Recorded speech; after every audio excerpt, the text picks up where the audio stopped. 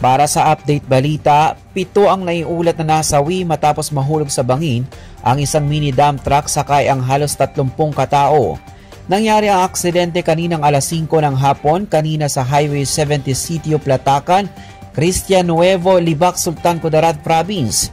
Kinilala ang mga nasawi na sina Tods Mamintal, Tayer Nakan, Babylin Sahia, 14 years old, Aling Sahipa, 50 years old, Muhammad Digan, Muhammad Bakarimbang, Ramon Mano, 40 years old, habang ang mga nasugatan naman ay sina Saidamin Omar, 20 years old, Ombos Oting, 33 years old, Musib Nakan, 55 years old, Benz Takpan Benz, 51 years old, Irene Takpan, 16 years old, Haya Matabalaw, 14 years old, Ibrahim Ambuludto, 24 years old, Johaira Omar, 18 years old, Alvin Adam, Arbayna Ambuludto, 14 years old, Morsalin Digan, Ayman Pending, 19 years old, Hayan Bansalan, 14 years old, Samsudin Ambuludto, 30 years old at Bibi Takpan, 15 years old.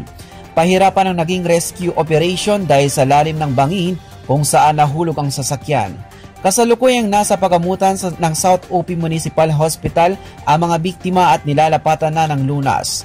Nabatid na ang isa sa mga sugatang biktima na lalaki ay katatapos lamang isa lang guni o na-engage sa kanyang kasintahan at pauwi na sana ito sa Sultan Kudarat, Maguindanao del Norte. At yan ang ating update balita. Ito po ang inyong lingkod si Loy Imam, nag-uulat.